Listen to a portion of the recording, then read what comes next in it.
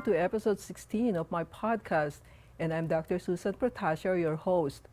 It's October, and we are celebrating the annual celebration of the Filipino American History Month, which started in 1992. And you would ask, why in October? Well, join us in our conversation and find out why in October, and also learn as much as possible our history as we trace our roots. And I'm delighted to introduce my guest. He is a man, he's a multi-talented man. He is a filmmaker, he is a storyteller, he is a researcher and an advocate for cultural preservation. He is currently serving as the National Trustee for the Filipino American National Historical Society, representing the Southern California region. So let's welcome Joe Virata. Joe, welcome. Thank you so much, Susan. I'm happy to be here. Thank you so much for your presence. We are so excited because we're celebrating the Filipino American History Month. That's why I am wearing my Filipiniana tops and he is wearing his barong. Proud for our, proud for our culture, I would say. Absolutely. Yes. So I'm sure our audience would like to know more about you. So could you introduce yourself to our audience? Surely. Again, my name is Joe Virata. I am a son of a sailor and a nurse.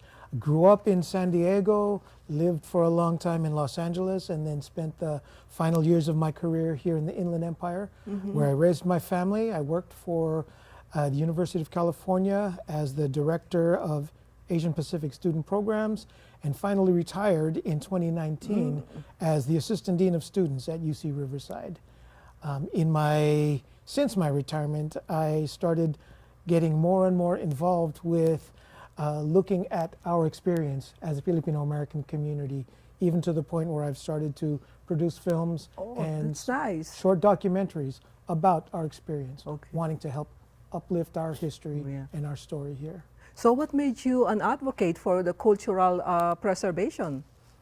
Well, I grew up in a family that had a strong sense of Filipino identity, and within the family, we had a good sense of what that meant for us. But outside of the family, when I was in school, when I was at church, when I was anywhere else outside the family, there was no representation of the Filipino American experience. Not on TV, not in the books, not in the movies. Sometimes we would get mentioned if we were talking about Magellan. Sometimes we would get mentioned if we were talking about MacArthur and him leaving and then coming back to the Philippines. But we were always in the context of someone else's story, never our own. And so as I began to become more sensitive to that, I began to realize that we need to do what we can to tell our own story, to uplift our own history. And so that's what brought me into the process of doing the research, doing the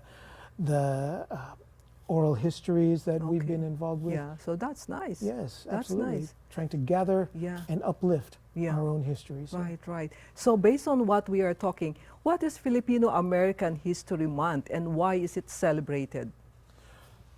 That's a beautiful question, because I think that Filipino American History Month is an opportunity for us to look inwardly and express outwardly who we are as a community.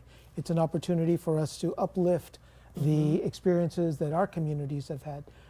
As you know, Susan, the Filipino American community has a long and complex history here in North America, dating all the way back to 1587, when the first documented presence of Filipinos was made their landing at Morro Bay in Northern California. And I think that was, is it October 1587? Absolutely right. That's the reason why we're celebrating. That's why it's in October. That's why we're celebrating in October. Absolutely right. Yes. And also, I think Larry at Leong, the Filipino labor leader, his birth month is also, I think, in October. Can you share briefly who is Larry at Leong? Sure. Larry at Leong, Manong Larry, as we've come to call him, was a laborer. He came to the United States in 1929, 1930, I believe. But he was of that generation that really received that first exposure to an American education system. As you know, the Americans Right. took over the Philippines around 1900, 1899, 1900, and set up the educational system there, the government system. Yes. So Larry and his generation were really the first to receive that American-style education. And it drove them to believe that opportunity waited for them here in the United States. And so Larry, along with so many of his generation, came to the United States as U.S. nationals, seeking to find some good work, make some good money, send money back home. If they could, they wanted to get an education. Right. But what they found was very different. Okay. Opportunities were limited for Filipinos. They found themselves working in the fields and in the farms of California, in the canneries of Alaska. Backbreaking toil, Yeah. long Yeah, days, yeah. little pay. And so Larry, he became a labor organizer. And it's through his work as a labor organizer that he became involved with the Agricultural Workers Organizing Committee, which in 1965 joined with Cesar Chavez, his National Farm Workers Association, went out on strike, and ultimately became the United Farm Workers Union, Yeah. which is one of the most impactful Yeah. labor unions that has existed in the United States. Yeah. Manong Larry and his generation of Filipinos were a part of that story. Yeah. But we never hear about Right. that. Right. Was that the Delano? That was the Delano Delano grape strike Yeah, of yeah. 1965. Yeah. Yeah. Imagine that back-breaking working conditions of the farmers has been in existence since 1930s. Absolutely. And it's still ongoing up to now. Even up to now, yes. Yeah. So I was reading the history of the Filipino Americans, and I found it very interesting because it says it began in the 16th century when the Filipinos first arrived in what is now called United States. Yes. So can you share your insights on the journey of the Filipino Americans, like the historical journey? Sure. As you mentioned, the first Yeah. interactions with the West were really in that 15th century Right. when the Spaniards arrived, when Magellan arrived. Since that time, Filipinos have been more and more exposed to Western religion, Western government, through the Spanish, of course. In the late 1800s, 1898, 1899, Filipinos declared their independence from Spain Okay. and asserted their own identity, began to assert their own sense of their identity. And from that point, we became involved with the Americans, and that's where the Filipino American story really begins. The Americans, as I mentioned earlier, when they took over the Philippines, set up the education system, set up the government system, and began to really try to recreate Filipinos in the image of the Americans. Yeah. We were their little brown brothers, so to speak. Yeah. And so that became a part of how we began to see ourselves and what we began to see as what we should have access Right. to, what we should have ability Yeah. to. While we were under American governance, Yeah. we were considered U.S. nationals. Right. And so we were able to travel Yeah. to the United Yeah. States in pursuit of the American dream Right. that we were being taught Yeah. by American Yeah. teachers, of course. And I think that is where the quota, like from 50 to 100, was that at that time period? That came in up until 1934. There was no quota. Okay. Filipinos, because we were U.S. nationals, We could travel. we could travel. Yeah. We were considered a part of the U.S. Okay. community, the Okay. U.S. population. In 1934, with the Tidings-McDuffie Act, a plan was put into place to grant independence to Okay. the Philippines. Okay. And as it became its own nation, its citizens were reclassified as aliens. Aliens. And so we went from being Americans to aliens, in 1934. And so that's when there's the quota now. now there's a quota. Yeah. We became subject to the same quotas that were in effect with other Asian Okay, nations, yeah. other countries. and we were restricted I to think, was it 50? 50. Yeah, 50 quotas 50 people at Yeah. per year per year. from 1934 onward. In 1946, it was the quota was raised up to 100. Yes, Right, absolutely 100. right. And so from that point until 1965, when all quotas were lifted, we were still within that quota system. Yeah, yeah. It's amazing. Yes, it is. It is amazing. So the Filipino American History Month was first proposed by the Filipino American National Historical Society in 1991. So how did that funds came about? FAHM was founded in 1982, so about 10 years prior to okay. the Filipino American History Month. It was founded by Fred Cordova Yeah, and yeah. Dorothy Cordova.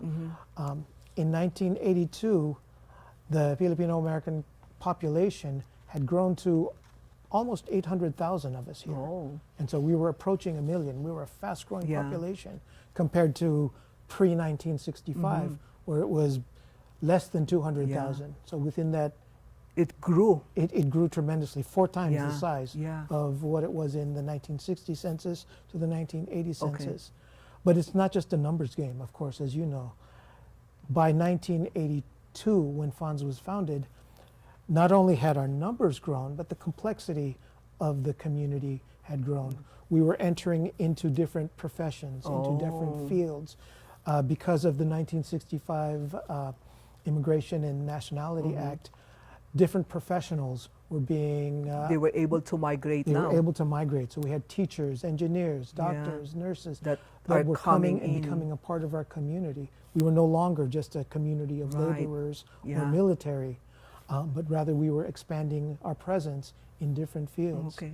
We were having children. Yeah. And by 1982, when FAHM was founded, we had a second generation, a third generation, in some cases, a fourth generation, Wow. which was very different Right. than what our manongs in Yeah. the 30s Right. experienced. When it because started way back. when it started way back, they Yeah. couldn't bring Yeah. wives with them. There Right. were no Filipinos. There were anti-miscegenation laws that Yeah. kept them from marrying while they were here Right. in the United States. So that kind of started the funds from being created to document all these changes? We began to recognize that our community had grown, but our stories were being lost. Oh, okay. Our history was not being written. It was Yeah, not being it's captured. like being forgotten because it's been like in the 16th centuries. Yes, absolutely. And our manongs were dying. You know, they by the time Yeah. FAHM was started, all those men who came in the 30s and 40s were already old men. And then you cannot record whatever has transpired, like That's the right. history. That's right. Right. So with the theme for 2025, from communities to from quotas to communities, what does it mean? That's a reference to that whole system of immigration Okay. and how it's affected our communities. When we were restricted by quotas, quotas, of course, implies exclusion, limitations. It puts a cap on Right. how fast a community can grow, how Right. large a community can be. From quotas to communities represents our journey from being a small population Okay. into being a community, a complex community with our own struggles, with our own achievements, Right. with our own accomplishments. And it's a challenge to us all to begin to define what it means to be a community Yeah, yeah, and all of the yeah. all Yeah. of the history that comes with that. Yeah. So as Filipino Americans, with a rich cultural history, where are we now? We're at a much better place than we were, of course. Yeah, compared to what the Manong generation has Compared to what the started. Manong Yes. yes. Yes, I agree. I agree. I've been up to the fields and the farms where they were working, and Yeah. I'm glad that that's not defining our community in the same way that it Yeah. has. But we're still there. We still Yeah. have Filipinos in the fields, but we also have Filipinos in the boardrooms and in the chambers of commerce Right. and in the halls of justice.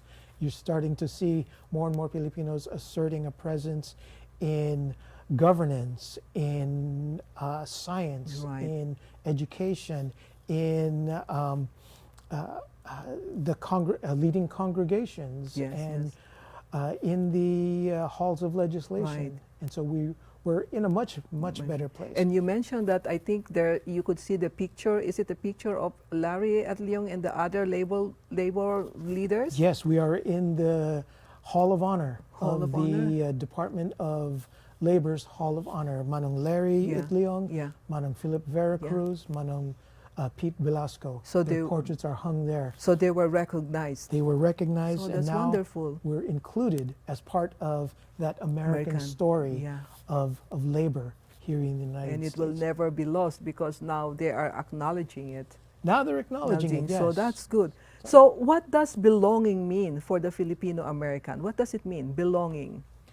Belonging means seeing ourselves Okay, within the narrative. okay, Recognizing that we're not just we're not the only ones who are advocating for ourselves, but we're being included in the larger institutions.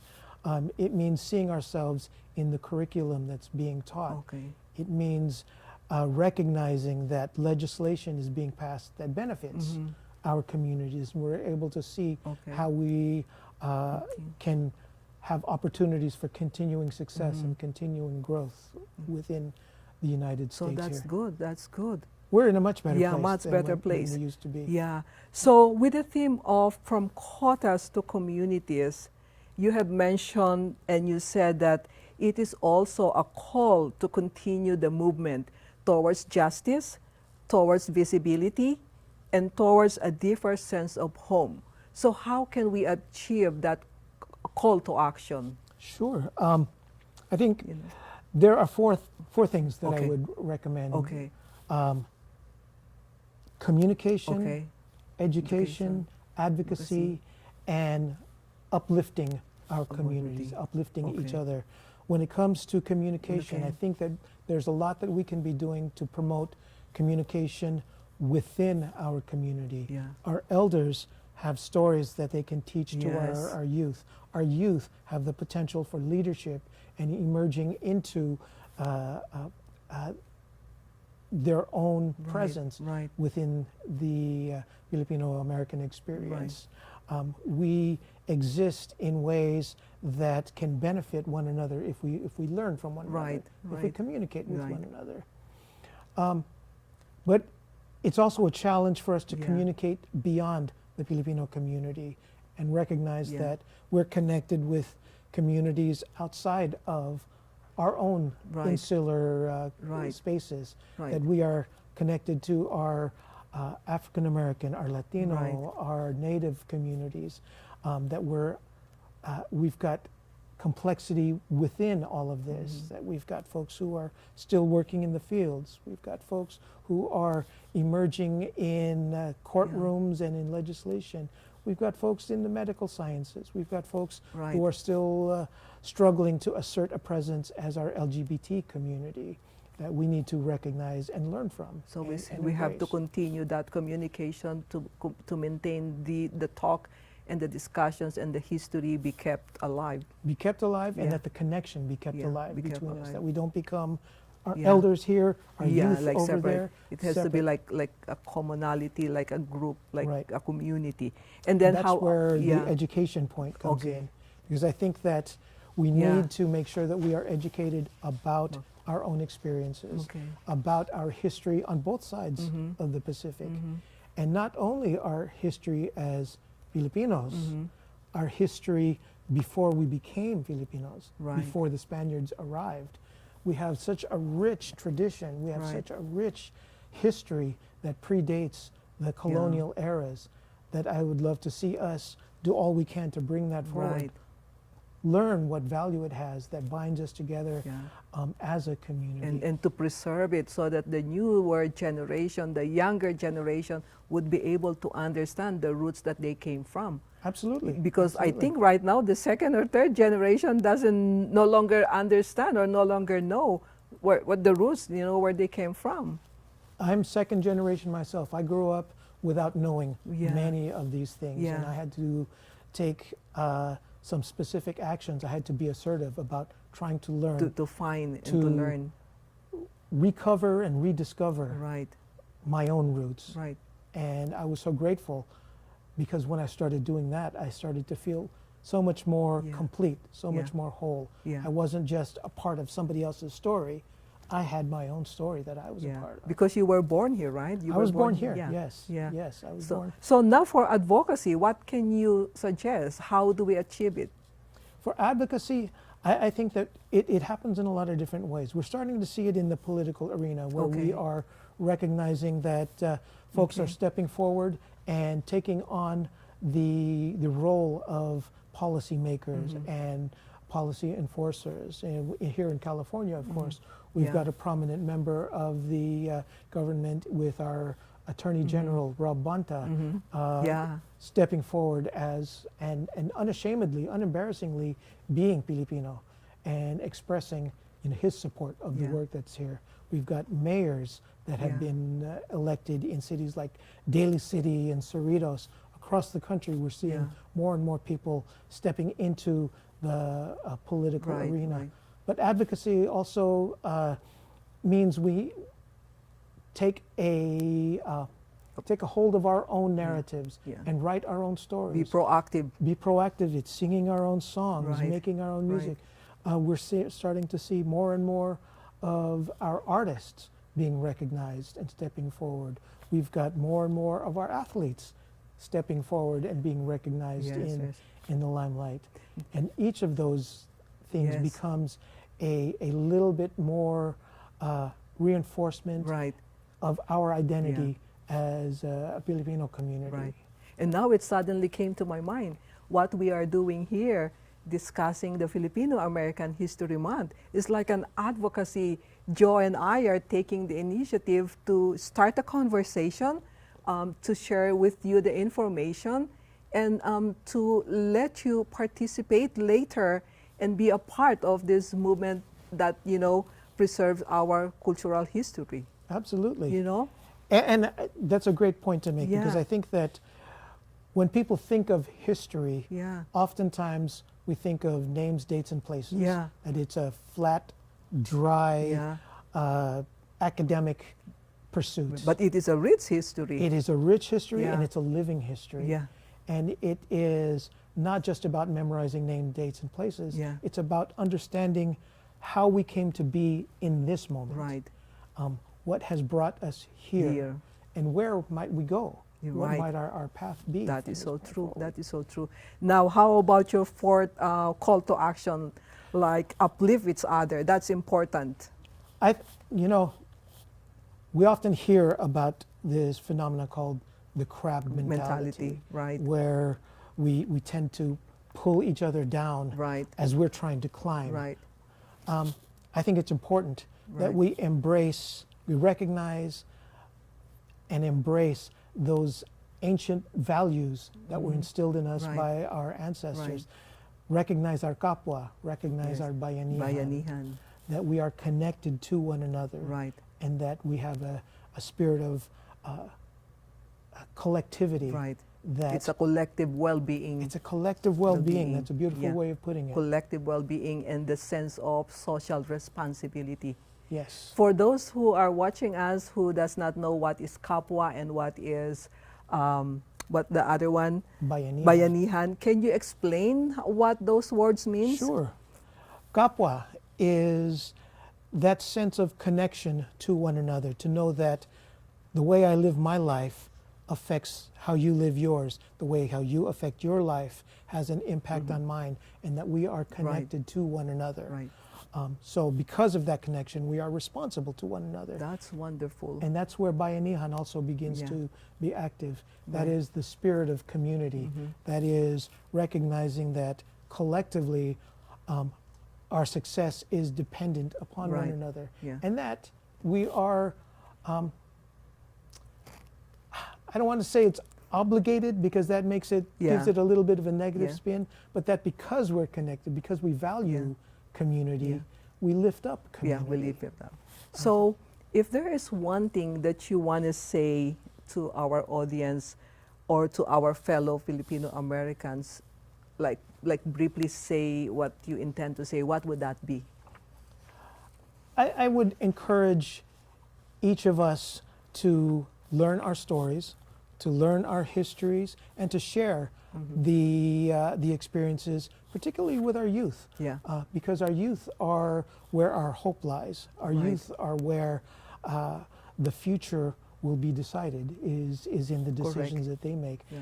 If we can give them a strong sense of belonging, a strong sense of of community. a strong recognition of that kapwa and that bayanihan, then our entire community will be uplifted as they grow Yeah. into these positions Yeah. of authority and Yeah, influence. I totally agree with you. Now, for our audience who are interested in becoming part of FANS, the Filipino American National Historical Society, how would they go about it? I think the best way for most folks to get connected with FANS, we have chapters all across the country, Okay. but you can find us all through our national website Okay. at fons-national.org. That's fons-national.org. Or your email. you can Your email. reach out to me directly at my email, which is everata01@gmail.com.